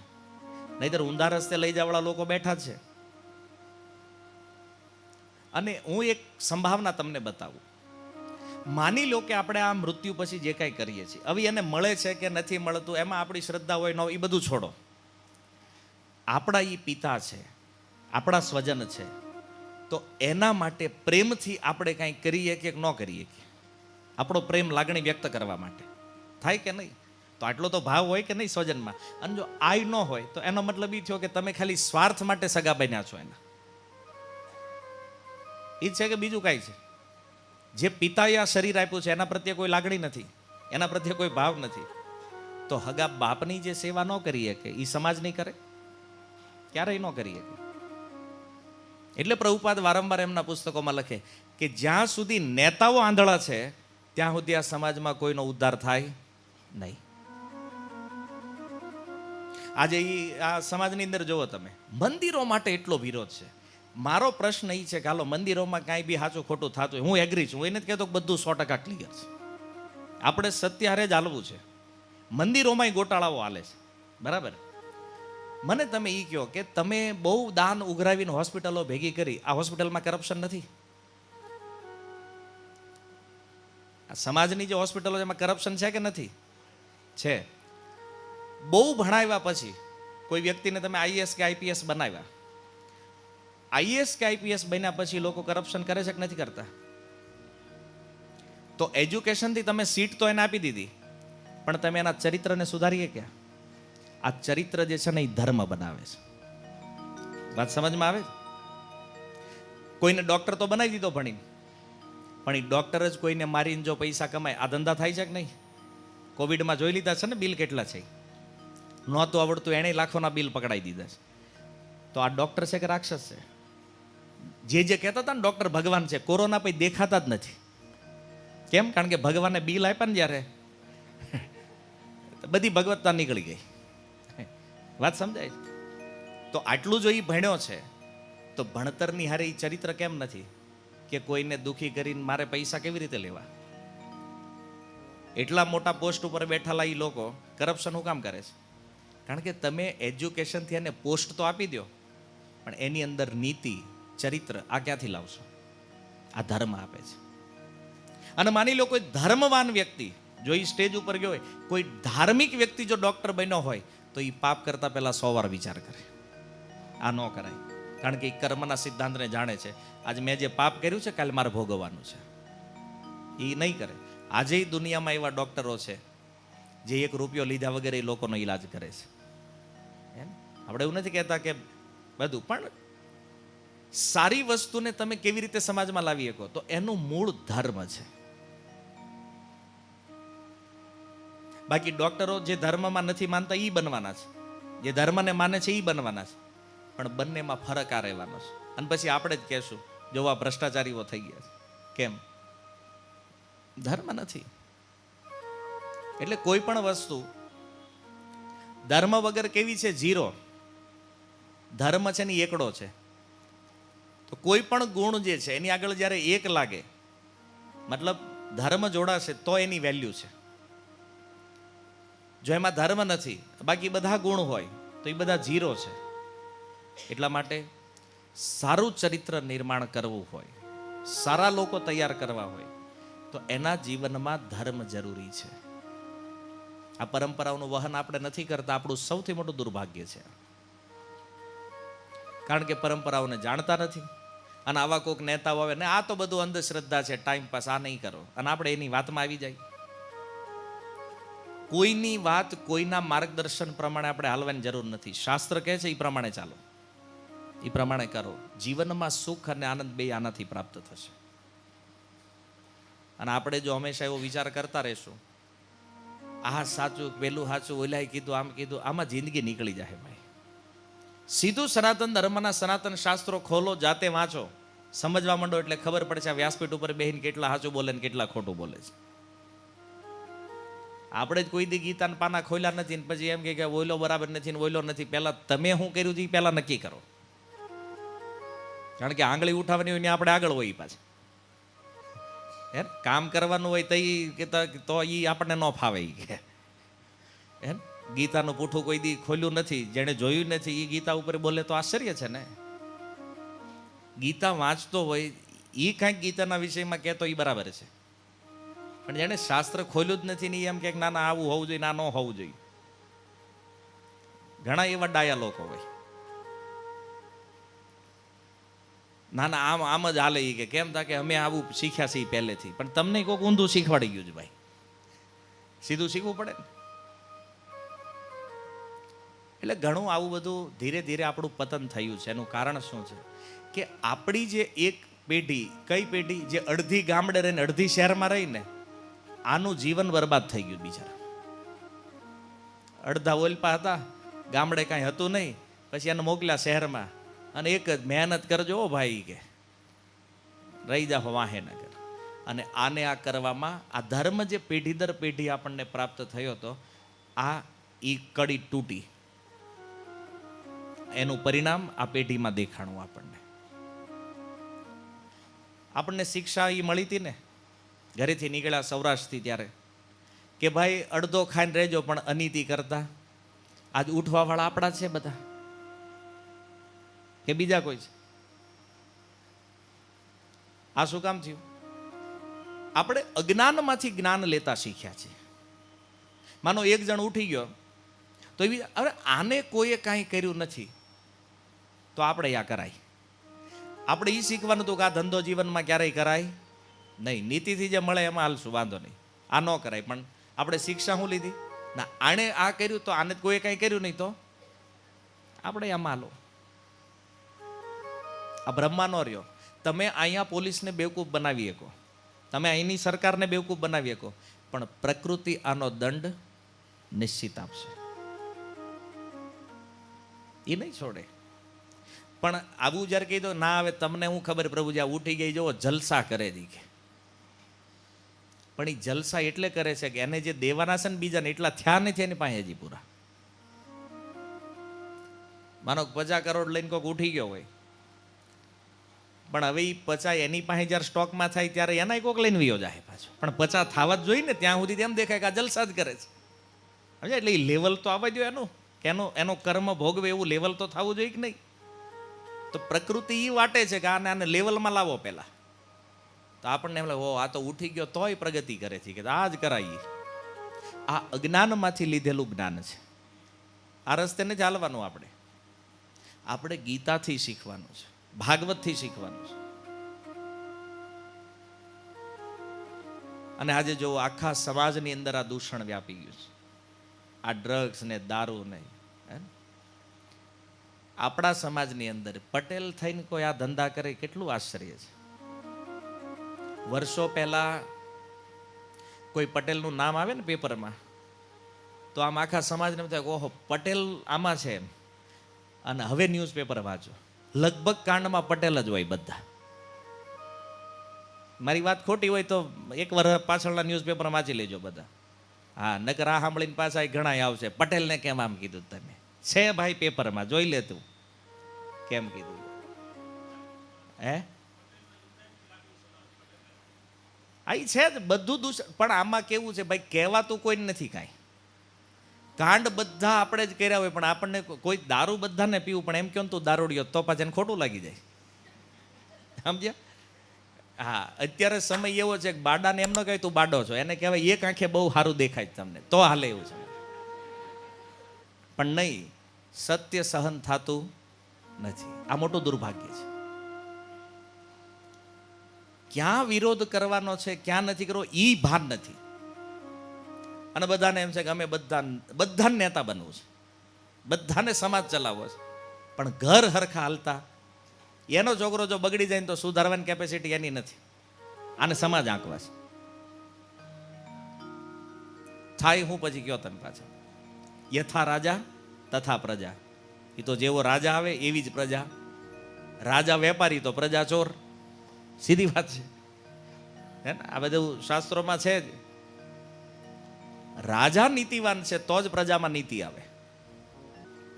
પણ આનો ઉપાય છે કૃષ્ણ ભાવનામૃત. જો ધર્મ સાથે ભગવાન સાથે આપણું કનેક્શન બનશે તો જ આ બધી સમસ્યાઓમાંથી આપણે બહાર નીકળી શકશું. બાકી તમે આ બહાર જો કાંઈ અપેક્ષા રાખીને બેઠા છો તો આજ સુધી આમાં કાંઈ રિઝલ્ટ નીકળ્યું નથી, ફ્યુચરમાં પણ નીકળવાનું નથી.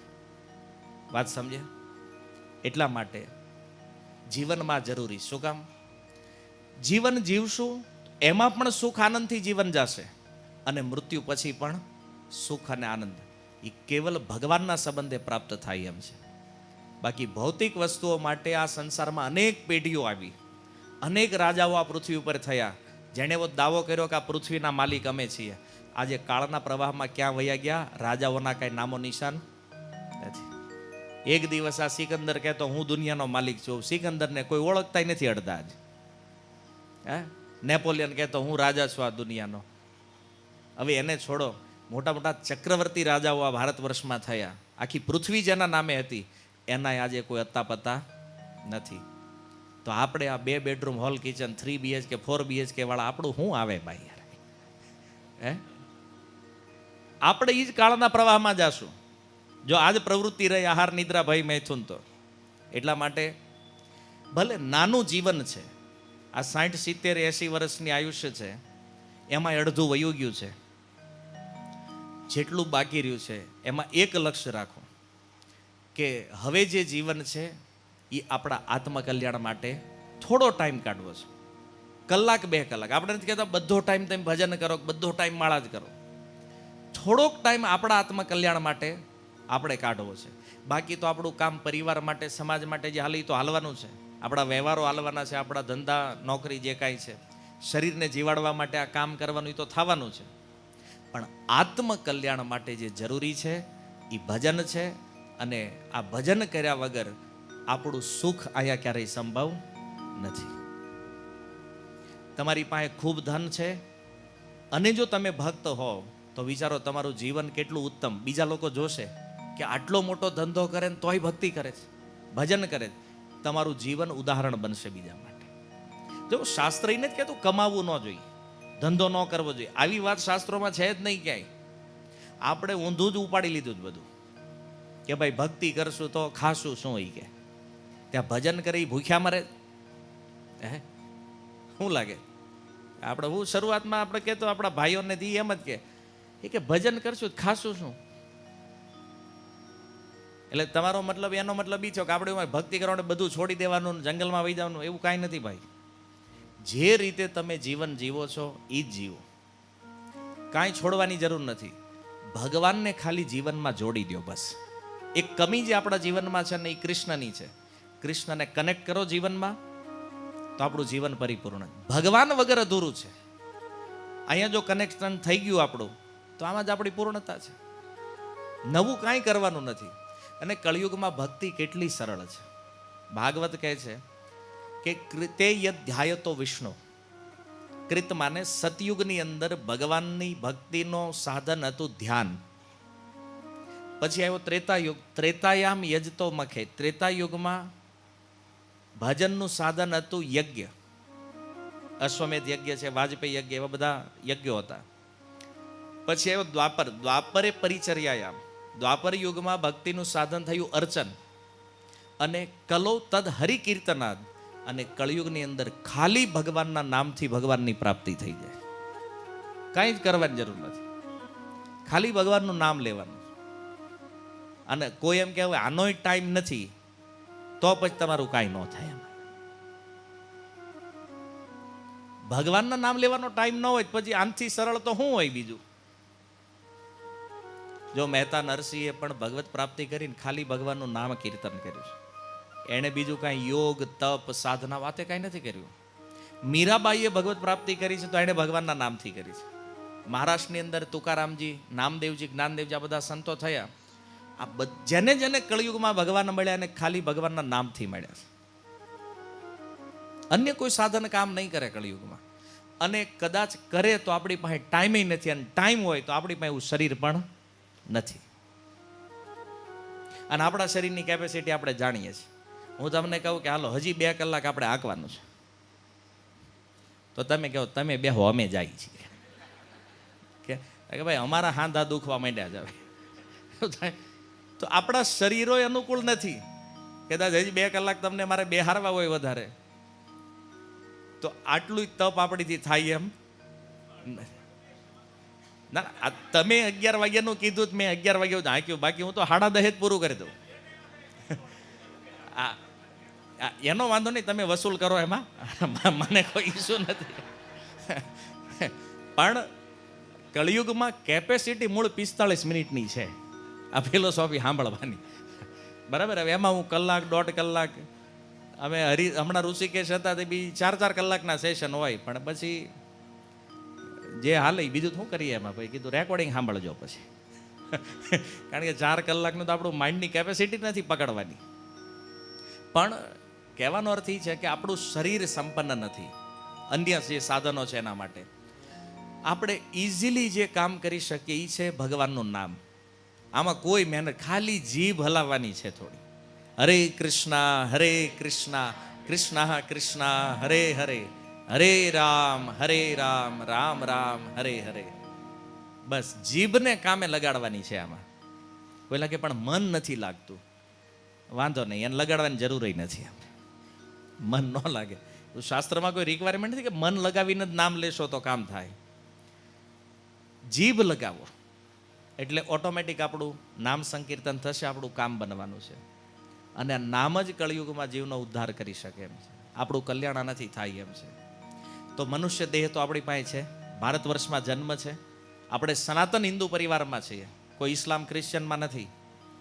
તો આપણી પાસે આ અવસર છે કે આપણે આપણું કલ્યાણ. જો તમે બીજા માટે બહુ જીવ્યા છો, પરિવાર માટે જીવ્યા છો, સમાજ માટે જીવ્યા છો, આ ભજન જે છે ને એ આપણા માટે છે, આપણા કલ્યાણ માટે. કારણ કે સંપત્તિ હોય પિતાની તો પુત્રને વારસામાં મળે, આ ભક્તિ વારસામાં ન આવે. સમજ, આ વારસાગત નથી, આ પોતે જ કરવી પડે. એટલે આપણે આમાં વાટે રહી તો મેળ નહીં પડે. આપણું કલ્યાણ આપણે જ કરવાનું છે. એટલે તમે નામ જપ માટે જે સમય કાઢો છો, ભલે તમે 10 મિનિટ નામ લ્યો, 20 મિનિટ લ્યો કે 1 કલાક લ્યો, આ જે કામ કરો છો ને એ સ્પેશિયલ તમે તમારા માટે કર્યું છે. આ સ્પેશિયલ તમારા ઉદ્ધારનો સમય છે. આમાં પરિવારનો સમય બીજા કોઈ માટે નથી, આ સ્પેશિયલ આપણા માટે. તો આ આપણો ઉદ્ધાર કરશે.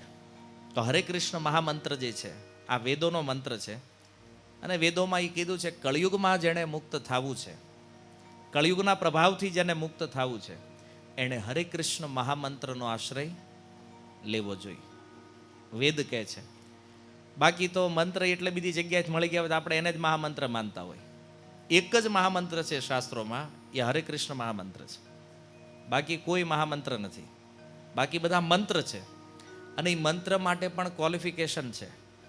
જ્યારે હરે કૃષ્ણ મહામંત્ર માટે કોઈ ક્વોલિફિકેશન જરૂરી નથી. તમે ગમે એ અવસ્થામાં હોય, ગમે ત્યાં આનો જપ કરી શકો છો, કોઈ નિયમ નથી. સ્તત્રાર્પિતા નિયમિત સ્મરણેન કાલ, આના માટે કોઈ નિયમય નથી અને કોઈ સમય નથી કે આ ટાઈમે જપ કરાય કે આ ટાઈમે જ કરાય. સવારે જપો, બપોરે જપો, રાતે જપો, એની ટાઈમ તમે ગમે ત્યારે જપ કરી શકો. તો કયો આનથી સારી ફેસિલિટી હવે કાંઈ મળે એવું લાગે છે? તો શું લાગે છે, આપણે આપણું કલ્યાણ કરવા માટે આ કરવું જોઈએ કે નહીં? તો એ હવે ક્યારેક પાછા ભેગા થવું ત્યારે પૂછશું શું કરો છો તમે. બાકી તો અત્યારે તો તમે બધા, તમને મનમાં એમ જ થતું હશે ભજન જ કરાય.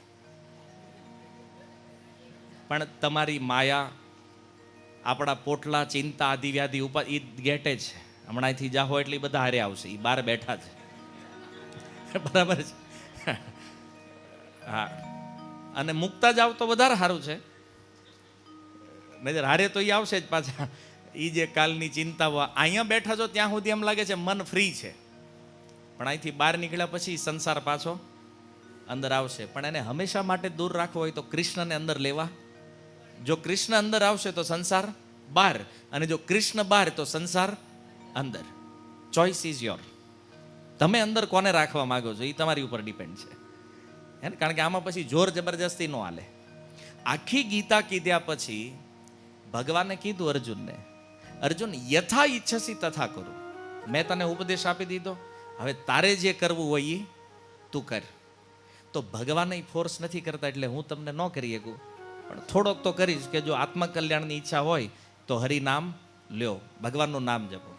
શરૂઆતમાં મેં કીધું આપણે 5 મિનિટ કીર્તન કરીએ તો કોઈ બોલતા નહોતા, અમે જેન્ટ્સ તો ખાસ. પણ હવે સમજાણું કે આ જ મેન ઉપાય છે.